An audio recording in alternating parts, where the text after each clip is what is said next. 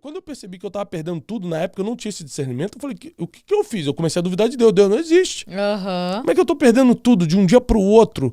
Aí os amigos começaram a desaparecer. Eu basicamente fui expulso de quase todos os lugares que eu frequentava, até a própria igreja que eu frequentava na época. Nossa. Né? Foi uma coisa muito estranha. Comecei a ser caluniado, perseguido, processado. Tive que ir a mais de 40 audiências. Eu nunca na minha vida tinha entrado num tribunal, mais de 40 audiências. E era muita injustiça, muita coisa. Aí eu queimei todo o patrimônio que eu tinha construído até ali e tive que recomeçar do menos zero. Então, isso você tinha quantos anos? Eu tinha 30 anos, 32 anos. Olha aí, gente. 32 anos. E tem um monte de gente achando que tá velha pra começar alguma coisa, pra fazer alguma coisa. O Thiago Brunet, que as pessoas conhecem, pelo menos que algumas pessoas conhecem, ele começou dos 33 para 34 anos. Olha só. Antes dos 33, 34 anos, eu não tinha ideia do meu propósito. Eu vivia sobrevivendo. Eu vou ali, vou fazer o que... Atenção, Brasil! Atenção para este momento. Porque é tão importante você falar isso, sabe, Thiago? Porque as pessoas olham o feed do Instagram, os livros não tem vendidos, ideia do processo. Não tem ideia do processo, não tem ideia do que passou, sabe? E muita gente fala, não, porque eu tô velha. Cara, com 33 anos, como ele começou a entender, sabe? Então você que tá aí, para de achar que você é velho, vai atrás, vai se conhecer, vai buscar do Senhor e cria vergonha na cara. Né? E aí, ali eu fiquei 9 meses trancado em casa, depressivo, imagina, tal. Tive que entregar tudo, fui morar de aluguel num lugar muito vergonhoso pra gente. Eu não podia nem receber ninguém em casa. E a gente só chorava. Eu e minha esposa, a gente só chorava sem saber o que estava acontecendo. Eu lembro que eu tinha um amigo, que é muito meu amigo até hoje, que ia lá em casa, tipo 5 horas da tarde, levava 2 pãezinhos franceses, a gente fazia um café. Meu Deus! Eu tô falando de 6 anos, 7 anos atrás, 6 anos atrás. Chocante. Conversava comigo, isso vai passar, meu pai ia lá, orava por mim. E nesses 9 meses eu fiquei com muita raiva de Deus e comecei a ler a Bíblia para falar assim, eu vou desmentir isso aqui. Caramba. Porque se isso fosse verdade, eu não estaria passando toda essa humilhação. E aí eu comecei a ler a Bíblia com raiva, sabe? Frustrado com Deus. Eu falei, vou provar que isso é mentira. E cada vez que eu lia a Bíblia, e eu lia assim muito, não tinha nada para fazer, né? Ficou 9 eu lia meses. muitos capítulos por dia. E aí eu começava a ser confrontado, mas isso aqui eu nunca fiz. Mas isso aqui eu nunca tinha visto. Mas isso aqui eu nunca pratiquei. Aí eu fui entendendo que a vida que eu levava era uma vida de doutrina e religião, não era uma vida de prática de princípios. Por isso que hoje eu prego muito sobre princípios, que eu entendi que o que me fez viver as maiores decepções e perdas da minha vida foi quebrar princípios, porque seguir a religião eu sempre segui. Entendi. Então, a gente quer botar a culpa em Deus em coisas que, na verdade, a gente não fez, deixou de fazer. Então, eu comecei... Salmos começou a fazer sentido para mim. Você vê um homem poderoso como Davi orando, Senhor, eu queria ter asas para voar como uma pomba e desaparecer. Senhor, minha alma está na angústia, meus inimigos me perseguem sem causa. Você não consegue imaginar um homem tão poderoso como Davi, segundo o coração de Deus, falando isso, até você passar. Quando você passa, você fala, opa, eu tô me identificando com isso aqui.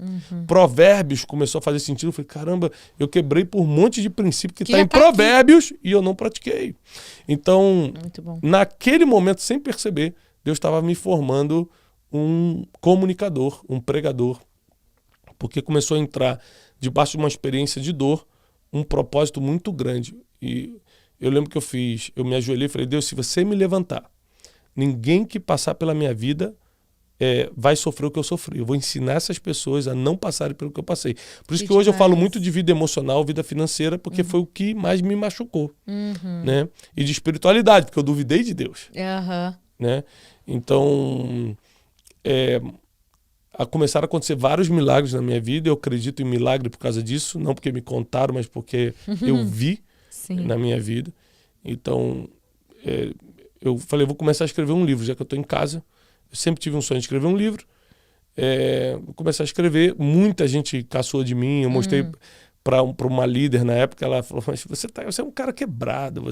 Quem vai querer ler esse livro, né? E tal. Caçou muito de mim e eu continuei escrevendo. e mandei para o Dr. Augusto Cury o que eu tinha conhecido ele na época da época empresa. das viagens, né? Mandei para ele, ele me chamou para casa dele, fiquei 3 dias na cidade dele lá, e ele leu e falou, olha, tá ruim, mas você tem muito talento, você nasceu para isso aqui. Eu vou te ajudar, escreve que eu vou te ajudar. Eu escrevi, ele fez a indicação de contracapa do livro, me ajudou a construir a ideia de escritor que eu sou hoje. Lancei, e quando eu estava escrevendo o livro, duro, sem assim, condições nenhuma, eu recebi uma ligação de uma pessoa que eu nunca tinha visto na vida, de uma cidade que eu nunca tinha ouvido falar, e falou, olha, tô sabendo que você está escrevendo um livro de desenvolvimento pessoal, mas é com princípio bíblico, né? Eu falei, quem te deu o meu telefone? Foi o fulano, ele falou o nome de um cara que eu conhecia. Uhum. Aí ele falou assim, você tem como entregar aqui 600 livros? Eu falei, mas eu estou escrevendo ainda. Você apressa, porque eu vou depositar já na sua conta. Aí foi tipo assim, 20 mil reais. Imagina, tipo, eu quebrado. Assim? E eu falei assim, Deus existe. Deus existe. Agora, uma coisa que é importante lembrar. Nessa semana, 5 dias antes, eu estava sem fazer nada em casa, esperando uma resposta de Deus. Eu falei, Janine, minha esposa, quanto é tudo que a gente tem? Aí ela falou assim, tudo que a gente tem é 100 reais. A gente ficou basicamente 9 meses comendo miojo. E eu sempre falo isso, que um dia eu vou escrever um livro chamado Um Miojo para Dois, que é a história dos 9 meses, eu e minha Janine, minha esposa, em casa. Caramba! E ela falou, tem 100 reais, que é pra gente comer alguma coisa e tal. Eu falei, me dá esses 100 reais aqui. Eu peguei, eu lembro que era 2 horas da tarde, um calor, eu morava no Rio de Janeiro. Fui andando pela rua e a primeira igreja que eu vi aberta eu entrei. Tem pouquíssimas igrejas abertas para quem realmente está desesperado, tá? Porque não tem hora para você querer se matar, não tem hora para você estar em depressão e tal. Então, eu entrei numa igreja que estava aberta, tinha 7, 8 pessoas. Uhum. E o pastor que estava falando falou assim, eu fui criado na igreja, mas eu entrei na igreja com raiva, com 100 reais no bolso. O pastor que estava falando assim, olha, eu entrei na hora da oferta. Nossa. Ele falou, talvez tudo que você tenha seja 100 reais. Aí eu falei assim, cara, esse cara não vai conseguir me enganar.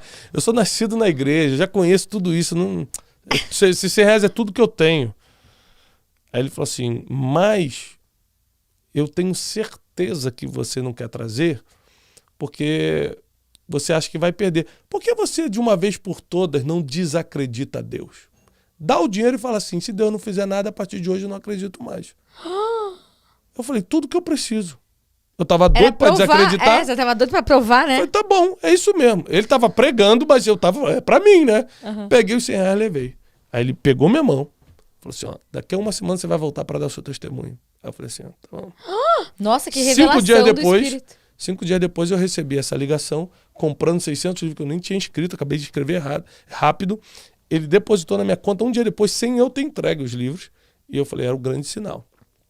Caramba. Então hoje eu sou um cara generoso com tudo que Deus me pede, porque eu vi que Deus honra a generosidade. Hoje eu sou um cara que acredita em milagre, em palavras proféticas. Eu acredito em você ajudar o próximo. Eu acredito no poder da educação, porque a educação me levantou. Nessa época eu comecei a estudar, estudei o coach, estudei tanta coisa que me ajudou. Tudo vem de Deus, todo conhecimento vem de Deus. Muita gente fala assim, mas isso aí é para centrar no homem. Centrar o quê no homem se tudo vem de Deus, gente? Não tem jeito. O médico que está lá, que tudo vem de Deus, não tem jeito. Exatamente. Entendeu? Tudo vem de Deus e tudo volta para Ele. Nós temos emprestado, né? A gente está passando por um tempo todo conhecimento, seja ele qual for, tudo vem com a bênção e com a permissão de Deus, tudo sai dele.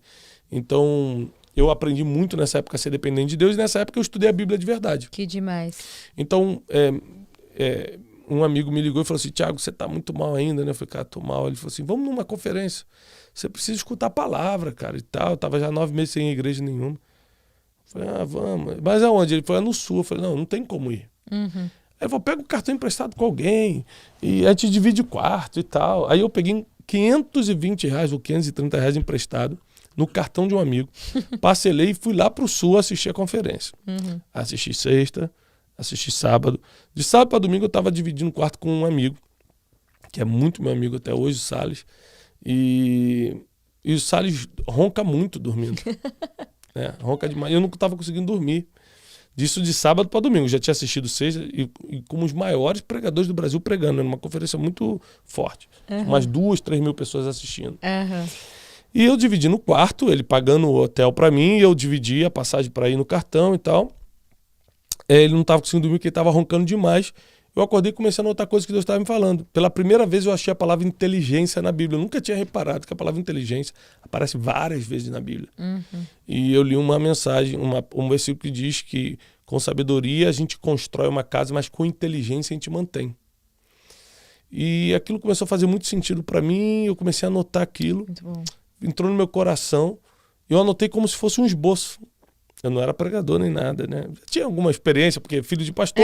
Já cresceu dava uma palavra meio, né? para os jovens, né? Não é que eu nunca tinha subido num altar, não é isso. Mas que eu não tinha o costume, ou não era uma coisa rotineira para mim. E aí, no domingo de manhã, sexta, sábado, no domingo de manhã, que era o encerramento da conferência, o preletor principal, o voo não pousou. Teve algum problema de neblina, o voo não pousou. E o organizador falou assim: você tem... aquele livro que você está escrevendo tá aí? Eu falei, a gente buscou na gráfica. Ele falou assim, faz o seguinte, dá uma enrolada de 20 minutos lá, porque enquanto o cara pousa para te trazer ele para cá. Aí fala alguma coisa aí. Do seu livro, né? De qualquer coisa. Fala qualquer coisa. Eu peguei e falei o que Deus tinha me dado na madrugada. Falei sobre inteligência. E ele me deu 20 minutos, eu entreguei a palavra em 19 minutos. Esses 19 minutos mudaram a minha vida, porque quando eu desci, eu tinha 72 convites, 72 em um dia, para começar a viajar ao Brasil e levar esse tipo de mensagem. E o que você pregou, Jesus amado? Aquelas, o que você fala? Tá no YouTube até hoje essa mensagem. Que legal. Tá no YouTube até hoje. E eu falei sobre você usar... basicamente eu falei que a fé resolve o impossível e o possível é função da sua inteligência. Não adianta você pedir coisas para Deus que você tem que fazer. Muito bom. Entendeu? Deus, ele pensa em você, mas não pensa por você. Uau. Então tem coisas que você tem que pensar, você tem que fazer, né? Jesus pode te perdoar, mas ele não pode perdoar por você. Você vai ter que passar pela vergonha, pela humilhação ou pela força de vontade de pedir perdão. Sim. E inclusive é uma das condicionais mais sérias da Bíblia. Jesus falou, se você não perdoar, eu também não te perdoo.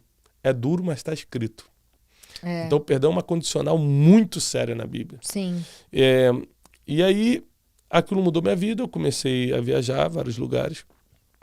Que demais. E com esse livrinho, debaixo do braço, Janine e eu. Janine ficava no telefone, atendendo as chamadas do Brasil todo. E falava, ele pode levar os livros? Pode. Falei, Thiago, aqui é 100 livros. Botava na mala e não sei o quê.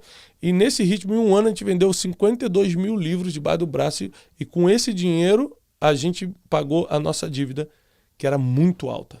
Imagina. Só que nesse um ano, assim, é que o testemunho é muito longo, né? Esse um ano eu sofri pressão, ameaça, gente me caluniando, gente falando, você não pode pregar, não, você deve, não, você é isso. Tudo que você imaginar, tentaram me destruir de todas as formas e eu só continuava caminhando. Eu sempre falo isso. Se alguém te criticar muito, continua caminhando. Se alguém te elogiar muito, continua caminhando. A crítica e o elogio tem o mesmo poder de te paralisar. Então continua caminhando em cima daquilo que Deus te falou, independente de críticas ou elogios. Eu não caminho pelos elogios que me fazem e não deixo de caminhar pelas críticas que me fazem. Eu simplesmente caminho naquilo que Deus colocou no meu coração. Porque no final dos tempos, Deus vai me julgar pelo que Ele mandou fazer, não pelo que as pessoas me pediram para fazer. Uau. Então eu confio no que Ele falou. E a gente, passo a passo, foi crescendo, ajudando pessoas até chegar até aqui. Nossa, sensacional, gente.